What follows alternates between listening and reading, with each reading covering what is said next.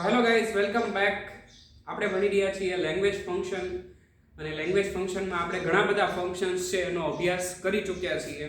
અને મિત્રો, હવે થોડાક જ લેંગ્વેજ ફંક્શન્સ છે એનો અભ્યાસ બાકી રહ્યો છે. આપણે ગ્રામરનો એક ખૂબ જ મોટો ટોપિક છે અભ્યાસ કરી રહ્યા છીએ, જે પરીક્ષામાં માર્કની દ્રષ્ટિએ પણ ખૂબ જ મોટો ગણાય છે. બરાબર, એના માર્ક્સ છે એ આપણને તમને સમજાવ્યા હતા કે 9 માર્કમાં એ આખો ટોપિક છે એ આપણને પૂછાય છે, જેમાં 3 માર્કના ત્રણ પ્રશ્નો છે એ પૂછાય છે, જે પાર્ટ વાઇઝ પૂછાય છે. બરાબર, તો આપણે લેંગ્વેજ ફંક્શન છે એમાં છેલ્લે લેંગ્વેજ ફંક્શન જોયું હતું આસ્કિંગ અબાઉટ ડ્યુરેશન, નંબર અને ક્વોલિટી. બરાબર, તો આજનો લેંગ્વેજ ફંક્શન છે એ ખૂબ જ વિશાળ છે. એક ફંક્શનમાં આપણે 4 ફંક્શન ભણવાના છે. બરાબર, તો એનું નામ છે, હું લખું છું, ટોકિંગ અબાઉટ ઓલ્ટરનેટિવ.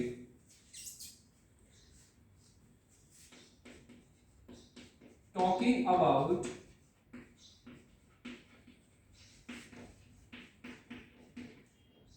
ઓલ્ટરનેટિવ. ત્યાર પછી એમાં છે ઇન્ડિકેટિંગ કોન્ટ્રાસ્ટ,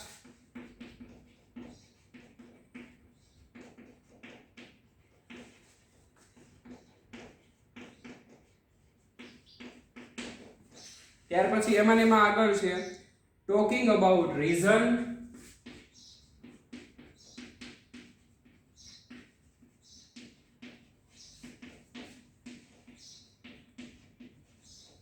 and result.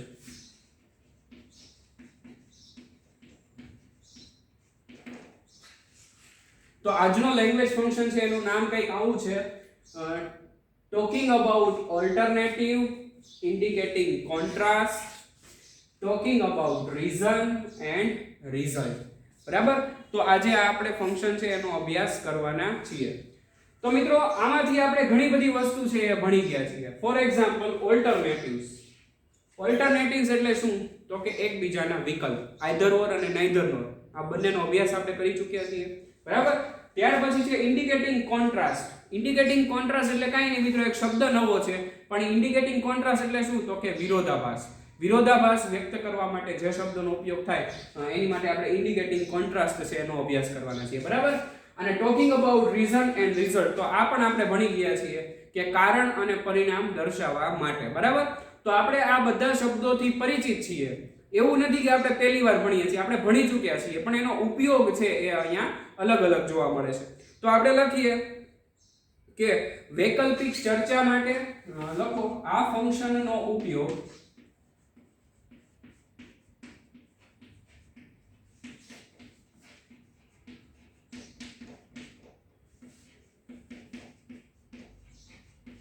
વૈકલ્પિક ચર્ચા, વિરોધાભાસ,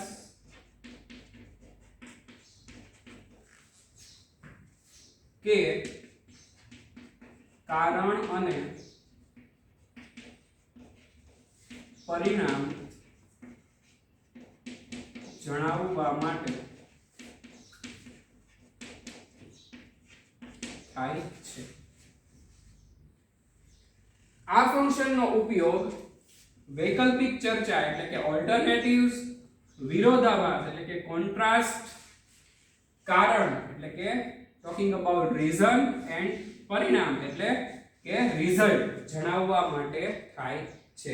તો આપણે આ દરેક શબ્દોથી મિત્રો પરિચિત છીએ. બરાબર, વૈકલ્પિક ચર્ચા એટલે આઈધર ઓર નાઈધર નોર, કોન્ટ્રાસ્ટ એટલે કે વિરોધાભાસ દર્શાવતા વાક્યો, શબ્દો, કારણ અને પરિણામ જણાવવા માટે આ ફંક્શનનો ઉપયોગ છે એ થાય છે. બરાબર, તો સૌથી પહેલા આપણે જોઈએ ટોકિંગ અબાઉટ ઓલ્ટરનેટિવ્સ.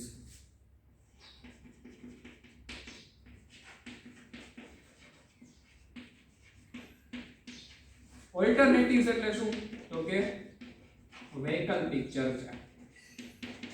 આપણે એક એક આવી રીતે સમજતા જઈએ જેથી કરીને તમને સમજવામાં અનુકૂળતા રહે. બરાબર, તો કે વિકલ્પો દર્શાવવા માટે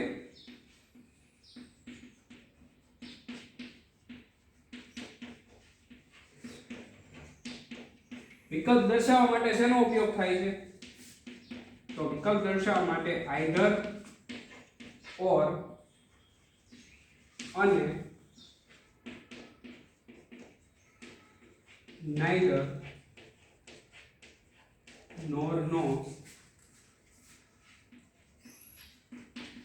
ઉપયોગ થાય છે. વિકલ્પો દર્શાવવા માટે આઈધર ઓર અને નાઈધર નોર નો ઉપયોગ થાય છે. એમાંથી આપણને ખબર છે મિત્રો કે આઈધર ઓર જે છે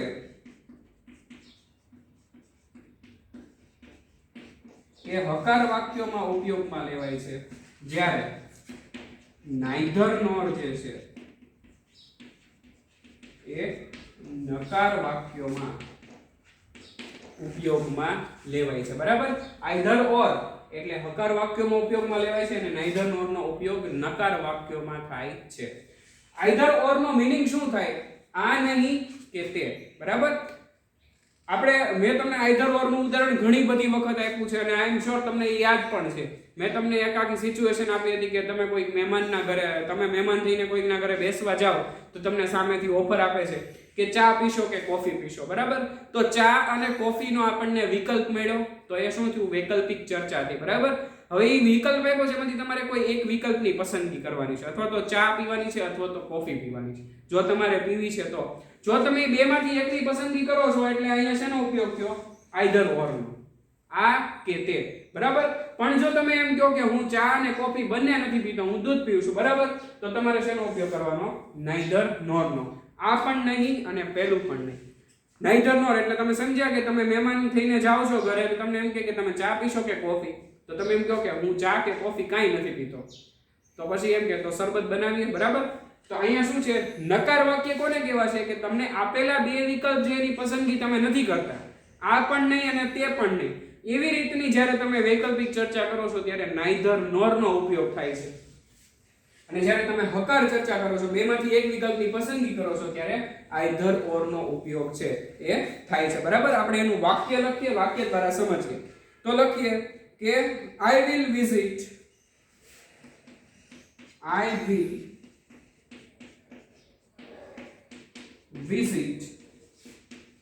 either Rajasthan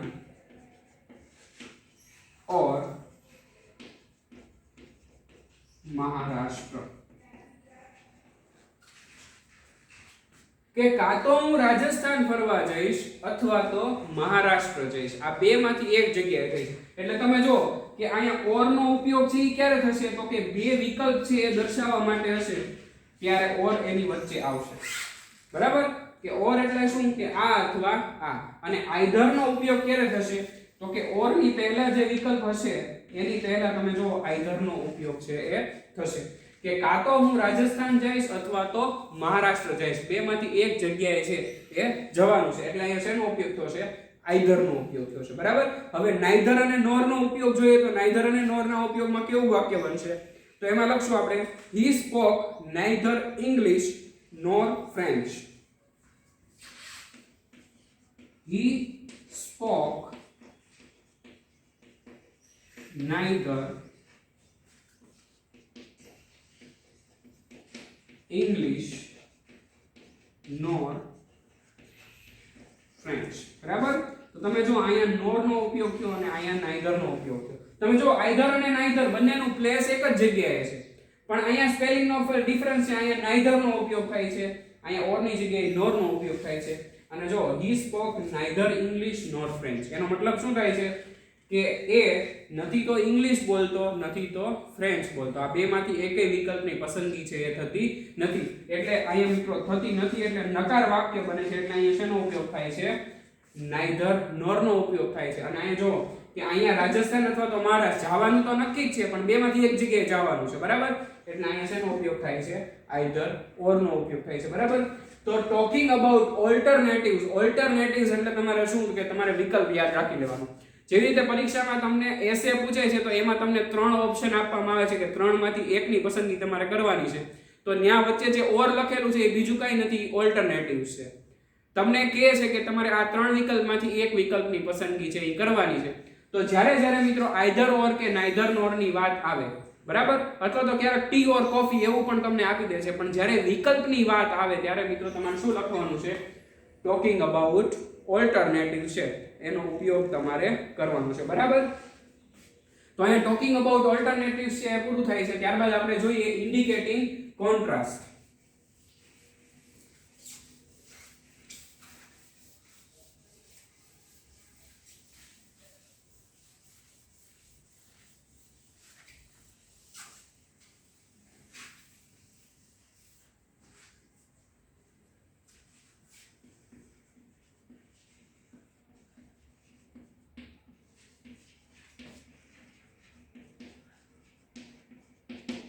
ઇન્ડિકેટિંગ કોન્ટ્રાસ્ટ એટલે શું થશે? વિરોધાભાસ દર્શાવવા માટે.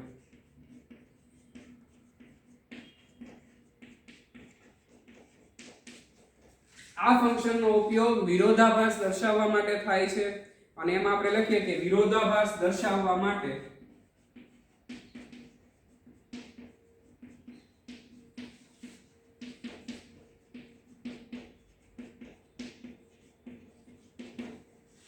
yet but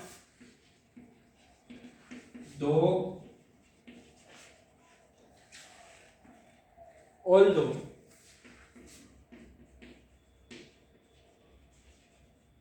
નો ઉપયોગ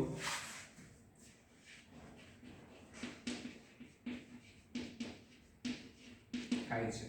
વિરોધાભાસ દર્શાવવા માટે yet but though અને although નો ઉપયોગ છે એ થાય છે. ત્યાર પછી આપણે મિત્રો એનું વાક્ય લખીએ તો તમને વધારે માહિતી મળશે, બરાબર? પણ આપણે એ પહેલા સમજી લઈએ કે ઇન્ડિકેટિંગ કોન્ટ્રાસ્ટ, કોન્ટ્રાસ્ટ એટલે શું થશે? વિરોધાભાસ થશે, બરાબર? અને વિરોધાભાસ દર્શાવવા માટે કયા કયા વાક્યોનો ઉપયોગ થાય? તો કે yet but though અને although છે એનો ઉપયોગ વિરોધાભાસ દર્શાવવા માટે થાય છે, બરાબર? તો એનું વાક્ય લખીએ આપણે. રામુ is thin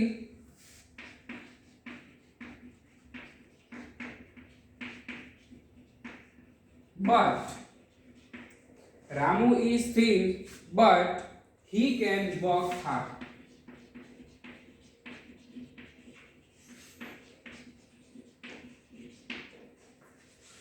શું વાક્ય લખ્યું? Ramu is thin but he can work hard. તો જ્યારે મિત્રો વિરોધાભાસ દર્શાવવાનું વાક્ય આપણને પૂછાશે ત્યારે એ વાક્ય છે આપણને બે વાક્યો પૂછાશે, બે સ્વતંત્ર વાક્યો છે જે કંજક્શન but yet though કે although વડે જોડેલા છે, બરાબર? કે રામુ is thin પણ જો અહીંયા વચ્ચે શેનો ઉપયોગ થયો? but. કે રામુ છે એ શરીરે એકદમ દુબળો છે, પતલો છે, but પણ he can work hard પણ એ સખત કામ ને સખત મહેનત છે એ કરી શકે છે,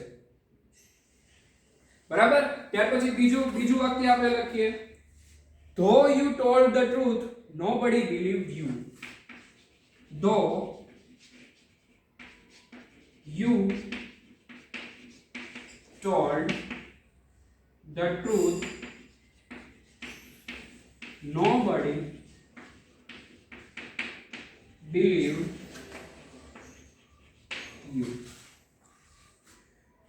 કે તમે સાચું બોલશો તેમ છતાં કોઈ પણ તમારો વિશ્વાસ કરશે નહીં. તો આમાં જો બે બાબત બની કે સાચું બોલવાનું છે પણ કોઈ વિશ્વાસ કરતું નથી. જનરલી કેવું થાય? સાચું બોલીએ તો બધા વિશ્વાસ કરે પણ આ વિશ્વાસ થતો નથી એટલે વિરોધાભાસ ક્રિએટ થાય છે, બરાબર? તો કે સાચું બોલવા છતાં પણ કોઈ વિશ્વાસ કરતો નથી તો એ શું થયું? વિરોધાભાસ થયો. અહીંયા શું હતું કે પતલો છોકરો છે તેમ છતાં પણ ઘણું બધું કામ કરે છે, સખત મહેનત કરે છે. જનરલી પતલો છોકરો હોય એટલું બધું સખત કામ છે, સખત મહેનત છે એ કરી શકે નહીં કારણ કે શરીર સાથ ન દે. પણ અહીંયા શું થાય છે તો કે જે આપણે શબ્દોનો ઉપયોગ કરીએ છીએ, અહીંયા but નો ઉપયોગ છે, અહીંયા though નો ઉપયોગ છે, એ આપણને વિરોધાભાસ છે એ દર્શાવે છે. આનો મીનિંગ થાય તેમ છતાં. તો શું થયું કે you told the truth કે તમે સાચું બોલો છો તેમ છતાં તમારો કોઈ વિશ્વાસ કરતો નથી અથવા તો તમારું સત્ય છે એ કોઈ માનતા નથી, બરાબર? તો અહીંયા જે આ વાક્ય છે tell the truth and nobody believed you, આ બે વાક્ય છે એ બે વાક્યનો મિત્રો વિરોધાભાસ છે. અહીંયા રામુ is thin અને he can work hard એ પણ બે વાક્યો છે એમાં પણ વિરોધાભાસ જોવા મળે છે. તો આ રીતે મિત્રો વિરોધાભાસ દર્શાવવા માટે આપણે ઇન્ડિકેટિંગ કોન્ટ્રાસ્ટ એટલે કે વિરોધાભાસ દર્શાવવા માટે આપણે yet but though અને although નો ઉપયોગ છે એ કરીએ છીએ, બરાબર?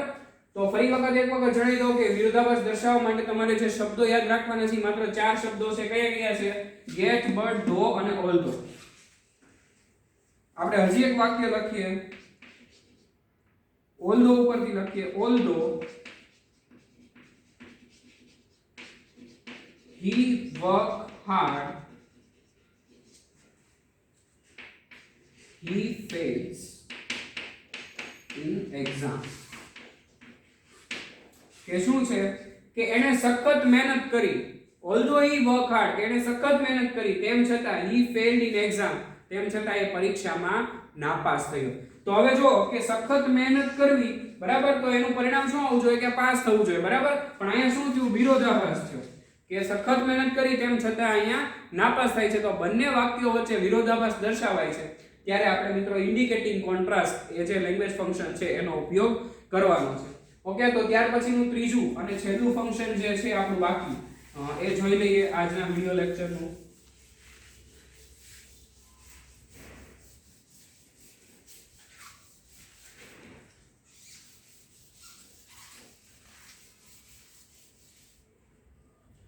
એનું નામ શું છે? ટોકિંગ અબાઉટ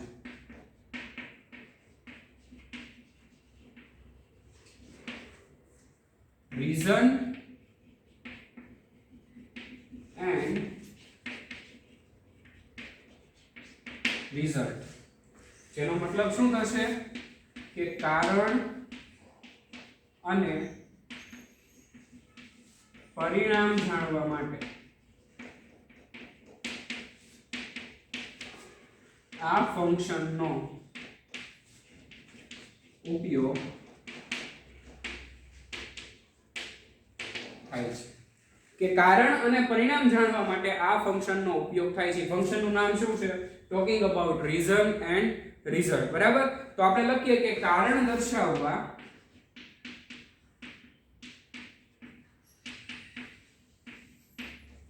કયા કયા શબ્દોનો ઉપયોગ થાય છે? તો કે કારણ દર્શાવવા માટે સિન્સ, એઝ અને બીકોઝ નો ઉપયોગ થાય છે.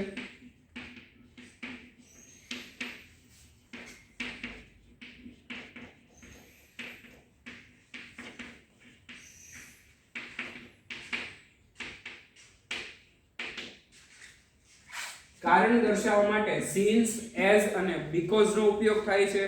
અને મિત્રો પરિણામ દર્શાવવા માટે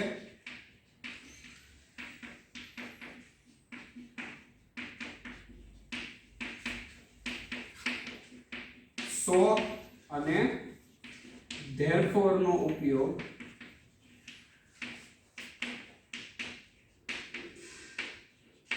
થાય છે. પરિણામ દર્શાવવા માટે સો અને therefore નો ઉપયોગ છે એ મિત્રો થાય છે. બરાબર, ફરી વખત જાણી લઈએ talking about reason and result કે કારણ અને પરિણામ જાણવા માટે આ ફંક્શનનો ઉપયોગ થાય છે. કારણ દર્શાવવા માટે મિત્રો સિન્સ, એઝ અને બીકોઝ નો ઉપયોગ થાય છે અને પરિણામ દર્શાવવા માટે સો, therefore નો ઉપયોગ છે એ થાય છે. હવે આપણે એની પરથી વાક્યો છે એની વિશે માહિતી મેળવીએ.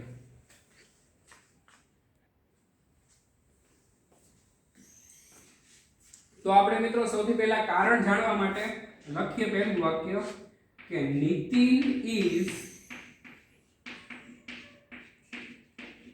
sad because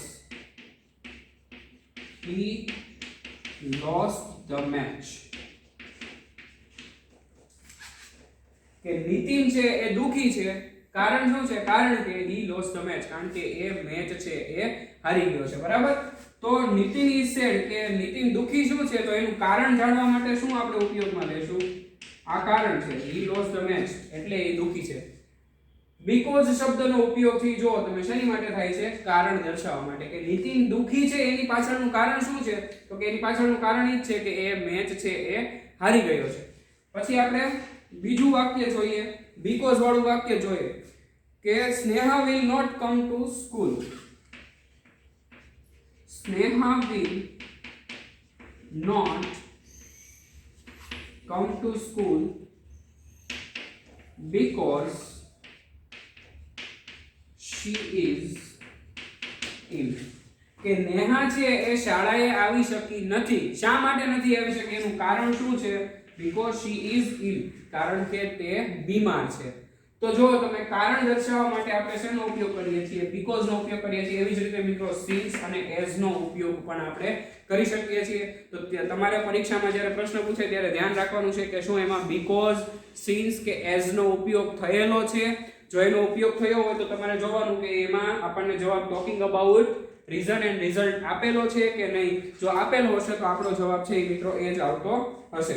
અને ત્યાર પછી મિત્રો પરિણામ દર્શાવવા માટેના વાક્યો છે એ આપણે લખીએ.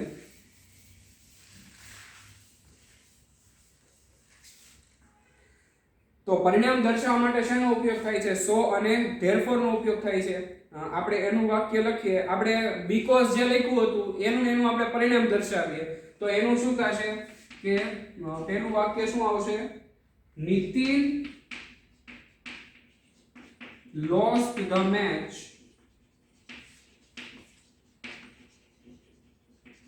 therefore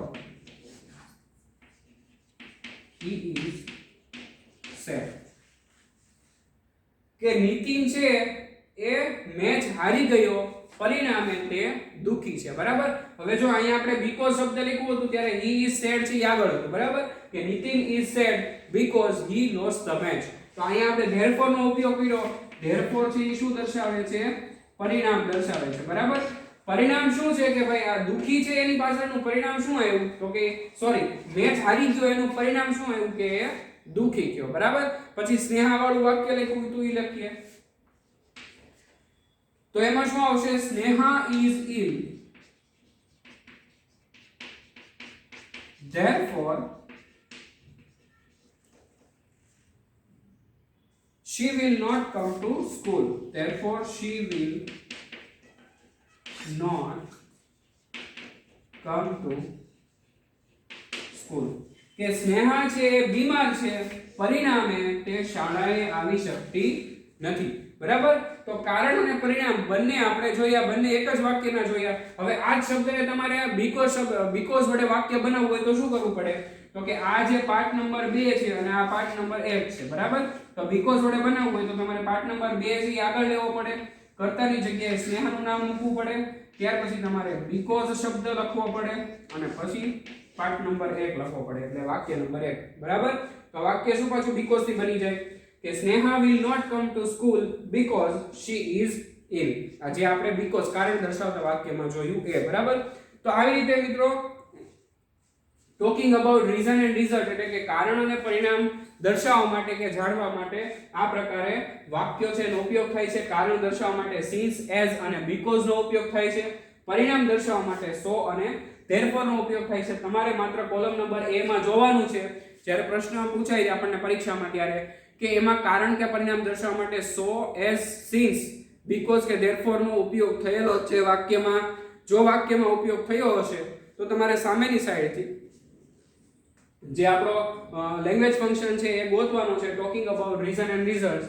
જો એમાં આપેલો છે તો તમારે એ લખી નાખવાનો છે જેથી કરીને આપણો માર્ક્સ છે એ કપાય નહીં. સો કે ગાઈઝ અહીંયા સુધી આજના વિડિયો લેક્ચરમાં રાખીએ છીએ. નેક્સ્ટ ટાઈમ મળીશું ત્યારે નવા લેંગ્વેજ ફંક્શન સાથે મળીશું. Till then good bye. Thank you for watching this video.